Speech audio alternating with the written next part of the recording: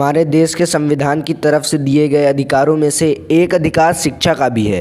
भले ही ये अलग बात है कि अब भी देश के कई लोग मूलभूत शिक्षा से वंचित रह जाते हैं। हालांकि आज से कई साल पहले शिक्षा का अधिकार बहुत कम लोगों के पास था। इस कड़ी में सबसे निचले दर्जे पर महिलाएं आती थी।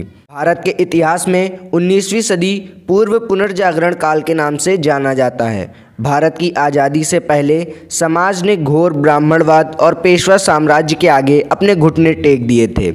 यह काल सामाजिक कुरीतियों जैसे विधवाओं का शोषण, बाल विवाह, छुआछूत और सती प्रथा जैसी कुप्रथाओं से जकड़ा हुआ था। ऐसे समय में एक स्त्री का भविष्य क्या होगा, उसकी दिशा क्या होगी, वह सिर्फ एक स्त्री ही समझ सकती है।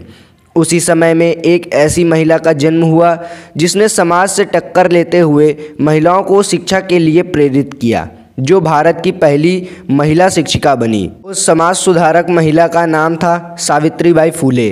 सावित्रीबाई फूले का जन्म 3 जनवरी 1831 को महाराष्ट्र स्थित सतारा के नाय गांव में हुआ था। भारत में शिक्षा के बड़े आंदोलन की शुरुआत इन्होंने ही की। सावित्रीबाई फूले का जीवन बेहद ही मुश्किलों भरा था। सावित्रीबाई और लड़कियों जैसी नहीं थी, उन्हें बचपन से ही पढ़ने लिखने का शौक था। तब के पुरुष प्रधान समाज में लड़कियों का पढ़ना एक अभिशाप माना जाता था। उस समय यह मान्यता थी कि यदि लड़की पढ़ेगी, उसके हाथों का बनाया हुआ भोजन विष बन जाएगा। सावित्रीबाई फूले का विवाह बहुत छोटी उम्र में हो गया। वे बाल वधू बन गई। उनका विवाह महज 9 साल की उम्र में 1840 में ज्योतिबा फूले के साथ हो गया था। शादी के बाद वह जल्द ही अपने पति के साथ पुणे आ गई। सावित्रीबाई फूले के मन में पढ़ने की इच्छा थी। ये बात ज्योतिबा फूले बहुत अच्छे से जानते थे और इस तरह सावित्रीबाई फूले की शिक्षा का आरंभ हुआ। समय के साथ साथ उनकी आयु भी बढ़ती गई और उनके बीच का प्यार भी बढ़ता गया। ज्योतिबा फूले के सहयोग से सावित्रीबाई फूले ने अपनी शिक्षा पूरी कर ली, लेकिन समाज में महिलाओं की दुर्दशा उस वक्त भी नहीं बदली थी। सावित्रीबाई फूले अपने पति ज्योतिबा फूले के साथ मिलकर देश में महिला शिक्षा की नींव डाली। ज्योतिबा फूले शगुनाबाई की देखरेख के प्राथमिक शिक्षा ग्रहण करने के बाद सावित्रीबाई फूले ने औपचारिक शिक्षा अहमदनगर में ग्रहण की। उसके बाद उन्होंने पुणे के अध्यापक प्रशिक्षण संस्थान से प्रशिक्षण लिया। इस प्रशिक्षण स्कूल में उनके साथ फातिमा शेख ने भी अध्यापन कर प्रशिक्षण लिया। यहीं उनकी गहरी मित्रता कायम हुई। फातिमा शेख उस्मान शेख की बहन थी, जो ज्योतिबा फूले के घनिष्ठ मित्र और सहयोगी थे। बाद में इन दोनों ने एक साथ ही अध्यापन का कार्य भी किया।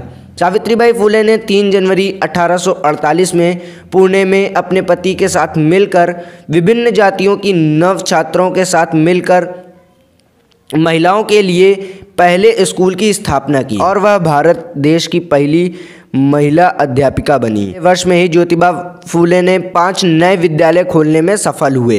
तत्कालीन सरकार ने इन्हें सम्मानित भी किया। एक महिला प्रिंसिपल के लिए सन 1848 में बालिका विद्यालय चलाना कितना मुश्किल रहा होगा, इसकी कल्पना शायद आज भी नहीं की जा सकती। लड़कियों की शिक्षा पर उस समय सामाजिक पाबंदी थी। सावित्रीबाई फूले उस दौर में न सिर्फ खुद पढ़ी बल्कि दूसरी लड़कियों को पढ़ाने का भी बंदोबस्त किया।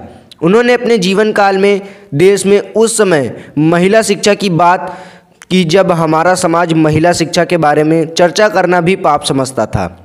तब सावित्रीबाई फूले ने 1852 में महिलाओं के लिए प्रथम विद्यालय की स्थापना की। उनका इस कदम के लिए बहुत लोगों ने विरोध भी किया और कई लोगों ने उनका समर्थन भी किया। लड़कियों का विद्यालय खोलकर सावित्रीबाई फूले ने घोर ब्राह्मणवाद के वर्चस्व और पेशवा साम्राज्य को सीधी चुनौती देने का काम शुरू कर दिया। मगर पेशवाओं के विरोध में सावित्रीबाई फूले के इरादे कमज़ोर नहीं हुए। फूले दंपत्ति के ये कदम सीधे ब्राह्मणवाद को चुनौती दे रहे थे। इससे उनके एक अधिकार को चुनौती मिल रही थी, जो समाज पर उनके वर्चस्व को तोड़ रहा था। पुरोहित ने ज्योतिबा फूले के पिता गोविंदराव पर कड़ा दबाव बनाया। गोविंदराव पुरोहित और समाज के सामने कमज़ोर पड़ गए। उन्होंने ज्योतिबा फूले से कहा कि या तो अपनी पत्नी के साथ स्कूल में पढ़ाना छोड़ो या घर। फिर क्या था, दुखी और भारी दिल से ज्योतिबा फूले और सावित्रीबाई फूले ने महिलाओं की मुक्ति के लिए घर छोड़ने का निर्णय लिया। परिवार से निकाले जाने के बाद ब्राह्मणवादी शक्तियों ने सावित्रीबाई फूले का पीछा नहीं छोड़ा। जब सावित्रीबाई फूले स्कूल में पढ़ाने जाती तो उनके ऊपर गांव वाले पत्थर फेंकते और गोबर फेंकते। सावित्रीबाई फूले रुक जाती और उनसे विनम्रतापूर्वक कहती, मेरे भाई, मैं तुम्हारी बहनों को पढ़ाकर एक अच्छा कार्य कर रही हूँ। आपके द्वारा फेंके जाने वाले पत्थर मुझे नहीं रोक सकते, बल्कि इससे मुझे प्रेरणा मिलती है। ऐसा लगता है जैसे आप फूल बरसा रहे हों। मैं दृढ़ निश्चय के साथ अपनी बहनों की सेवा करती रहूंगी। गोबर से सावित्रीबाई फूले की साड़ी गंदी हो जाती थी। इस स्थिति से निपटने के लिए वह अपने पास एक साड़ी और रखती थी। स्कूल में जाकर साड़ी बदल लेती थी। वो अपनी धुन की पक्की थी। सामाजिक बहिष्कार की परवाह किए बिना वो लगी रहीं। देश में विधवाओं की दुर्दशा भी सावित्रीबाई फूले को बहुत दुख पहुँचाती थी। इसलिए 1854 में उन्होंने विधवाओं के लिए एक आश्रम खोला। वर्षों के निरंतर सुधार के बाद 1864 में इसे एक बड़े आश्रम में बदलने में सफल रहीं। आश्रम गृह में निराश्रित महिलाओं, विधवाओं और उन बाल बहुओं को जगह मिलने लगी जिनको उनके परिवार वालों ने छोड़ दिया था। सावित्रीबाई उन सभी को पढ़ाती लिखाती थी। उस समय आम गांव में कुएं पर पानी लेने के लिए निम्न जाति के लोगों का जाना भी वर्जित था। यह बात उन्हें और उनके पति को बहुत परेशान करती थी। इसलिए उन्होंने अपने पति के साथ मिलकर एक कुआं खोदा ताकि वह लोग भी आसानी से पानी ले सकें। उनके इस कदम का उस समय खूब विरोध भी हुआ। उन्होंने अपने महिला विद्यालय के प्रथम सत्र में 80 से अधिक ब्राह्मण व अन्य लड़कियों को शिक्षित करने का कार्य किया और इस कार्य में फातिमा शेख जैसी मुस्लिम महिलाओं ने भी उनके साथ हर कदम पर उनका साथ दिया। वही लगन थी कि एक दिन उन्होंने खुद पढ़कर अपने पति ज्योतिबा फूले के साथ मिलकर लड़कियों के लिए 18 स्कूल खोले। जिस समय सावित्रीबाई शिक्षा को लेकर आंदोलन चला रही थीं, समाज में उस समय अपनी बेड़ियों में जकड़ा हुआ था। सामाजिक परिवर्तन के लिए ज्योतिबा फूले ने 1873 में सत्यशोधक समाज की स्थापना की। सावित्रीबाई फूले के पति ज्योतिबा फूले का निधन 1890 में हो गया था। उनकी मृत्यु के बाद सत्यशोधक समाज की बागडोर सावित्रीबाई फूले के हाथों में सौंप दी गई। 1891 से लेकर 1897 तक उन्होंने इसका नेतृत्व किया। उस समय उन्होंने सभी सामाजिक मानदंडों को पीछे छोड़ते हुए उन्होंने अपने पति का अंतिम संस्कार किया और उनकी चिता को अग्नि दी। इसके करीब 7 साल बाद जब 1897 में पूरे महाराष्ट्र में प्लेग की बीमारी फैलना शुरू हो गई तो वह प्रभावित क्षेत्र में लोगों की मदद करने निकल पड़ी। इस दौरान वह खुद भी प्लेग की शिकार हुई और 10 मार्च 1997 को उन्होंने अंतिम सांस ली। उनकी मृत्यु के बाद भी उनके कार्य और विचार मशाल की तरह देश को रास्ता दिखा रहे हैं। सावित्रीबाई फूले के संघर्षों पर आज भारतीय स्त्री संगठन में चर्चा की जा रही है।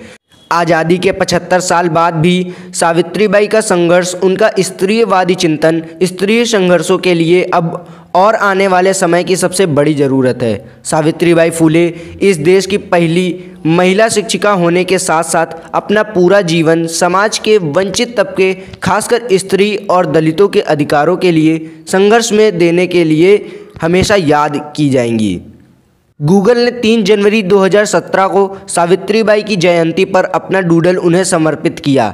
ये राष्ट्र के लिए बड़ी गौरव की बात है। तो दोस्तों, आज का वीडियो आपको कैसा लगा नीचे कमेंट बॉक्स में कमेंट करके ज़रूर बताइए। अगर आपको वीडियो अच्छा लगा हो तो वीडियो को लाइक और चैनल को सब्सक्राइब ज़रूर करिएगा। तो दोस्तों, मिलते हैं एक नए इतिहास के वीडियो को लेकर।